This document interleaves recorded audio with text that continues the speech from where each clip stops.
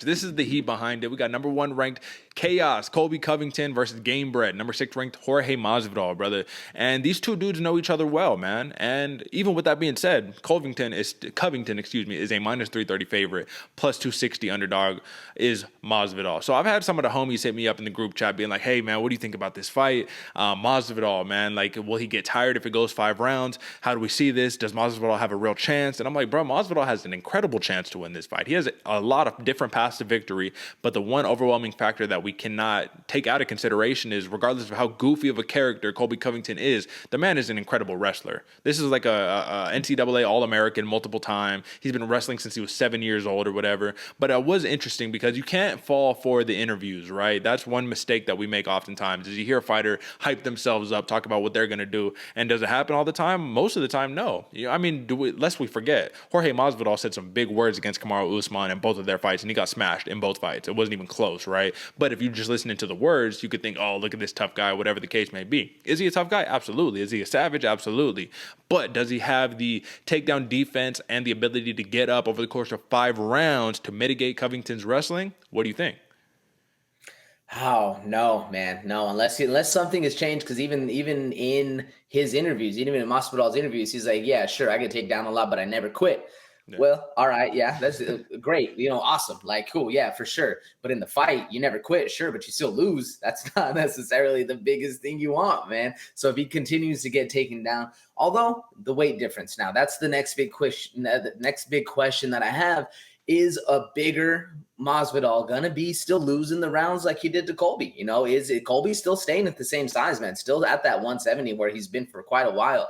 Now Masvidal has finally come up in weight, and they have that experience of, they know, when you're in the training room and you always have that one guy that consistently always takes you down. You line up against him, you know what's gonna happen. He's gonna be shooting that double leg. He's gonna be going for the bread and butter that he always uses.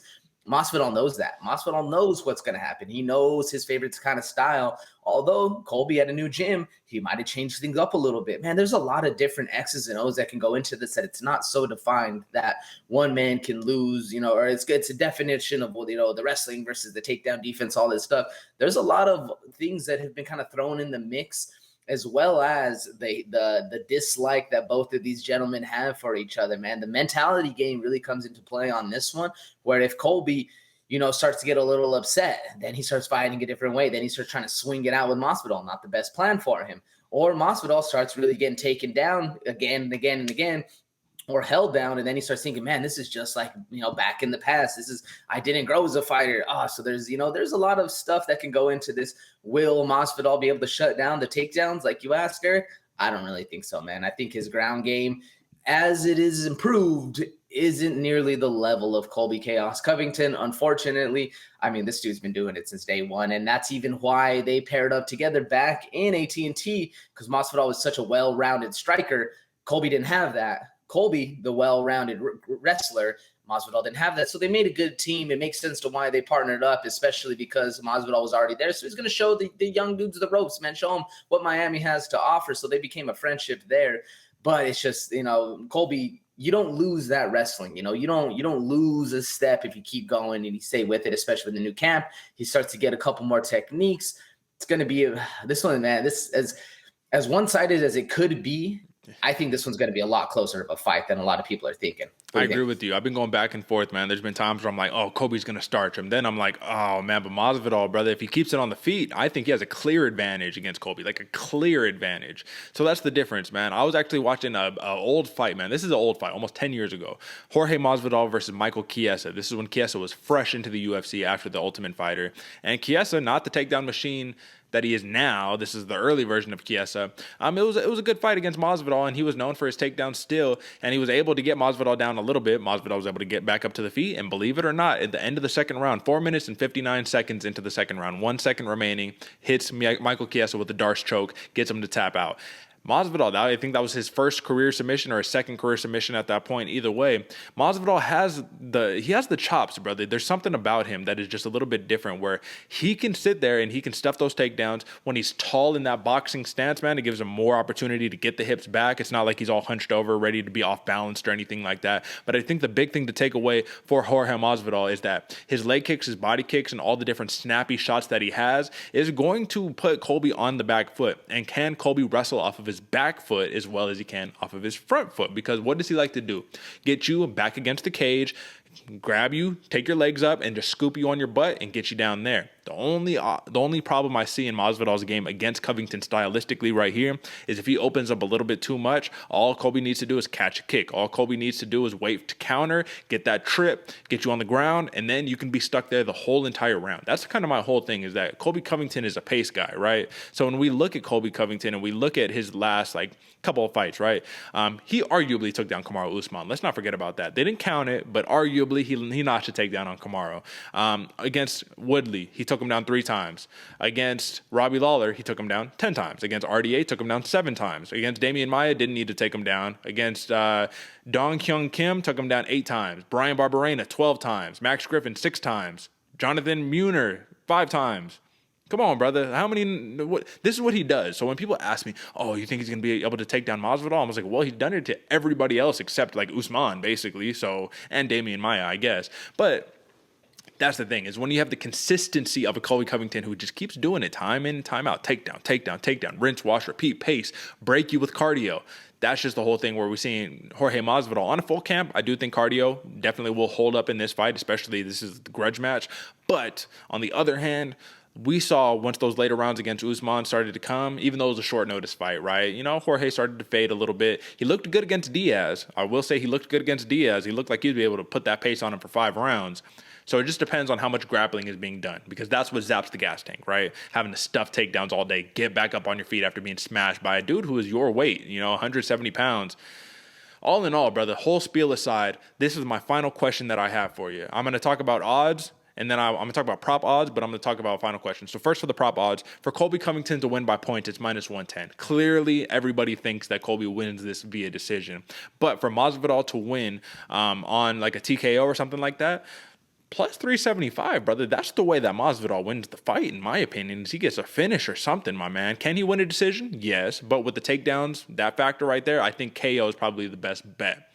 Do you like that +375 number better than the +260 money line on Masvidal? What do you think? Oh yeah, I like it a lot better, man. I've been back and forth on this decision that I want to go with on who the winner is. George Masvidal can get a knockout, man, and he has that, you can tell there's something between them where it isn't just going one way in the practice room, So there's that little bit that George Masvidal has, and he might pull out the knee of street justice, man, the Ben Askren sleeper right there. That Colby Covington, he shoots for 1 takedown. He got to be worried about that knee. Sure, he might catch it, get another takedown, who knows? But Masvidal has the power, the quick twitch muscles, and the unexpected nature that causes chaos, that causes, not chaos, causes knockouts. So can he get that knockout? I think so, man. That's a very live dog on there, right? Yeah, I think Masvidal does cause chaos personally, you know what I mean? I think his striking will give Colby fits legitimately if he can't get the fight to the ground. If it's Colby shooting for 5 takedowns and gets stuffed all 5, oh, brother, I think that Masvidal can get it done within 3. I think it's just downhill from there. But that's the thing. Can Masvidal stuff all of the takedowns? We don't know, people. We don't know, and that's the whole thing. It's all up to interpretation here. It's up to your gut, what you think. And to be honest with you, brother, with this being a grudge match, I think Colby Covington sticks to his bread and butter, doesn't let it get too personal, and he just rinse, wash, repeat, does what he does against everybody else, brother. He's fought literally the best of the best, right? Usman, Woodley, Lawler, Dos Anjos, you know what I'm saying? We go down the list. For Colby Covington, he has fought, who else? Like I said, the Damian Maias, Young Hung Kims, Brian Barberena, Max Griffin. Those are such impressive victories right there. And for Masvidal, even though he has dropped a couple, right? So he lost 2 to Usman. He beat Nate Diaz. He beat Ben Askren, Darren Till, lost to Wonderboy, lost to Damian Maia, beat Cerrone, beat Ellenberger, beat Ross Pearson, lost to Lorenz Larkin, lost to Benson Henderson, lost to Ali Quinta, another wrestler right there. I think Colby Covington, man, the thing that's mitigating why people think that that he won't win, that he doesn't really stand a chance, or that Masvidal will just knock him out, is because the UFC knows how to sell a great narrative, but we know how to slice through that narrative and look at the fight for what it's really worth. I like Colby Covington in this fight, brother. I'm going the over, which is 4.5 rounds. I'm going the over, and I'm going a decision for Colby Covington against Jorge Masvidal. I love the style, the talk of Masvidal. I love the whole ethos, the swag.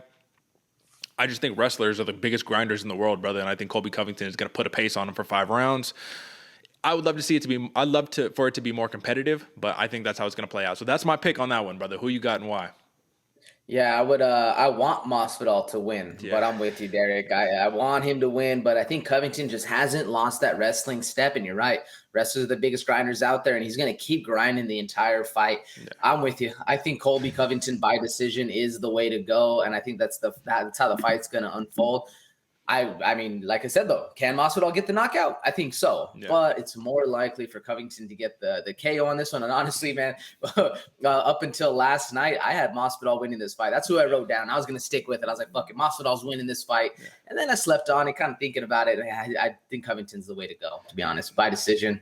Either way, going to be a fun fight, though. Absolutely. But, brother, I did the same exact thing where I'm like, Masvidal, he got it. I had written down Masvidal, and I was like, I got to go Covington on this one. But here's the reason why.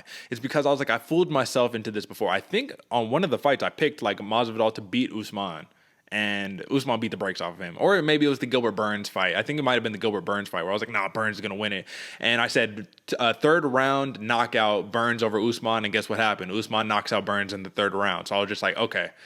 This is a Mayweather situation where you can't doubt the man at that point, right? And for, Covington, this is kind of like that same thing right there where it's like you can't doubt the man right there. You feel me? Yes, Masvidal talks a good talk and he's hyped up and he's an OG and he used to fight with Kimbo Slice and, do backyard shit, and that's like totally cool, but this is a different stage in their career.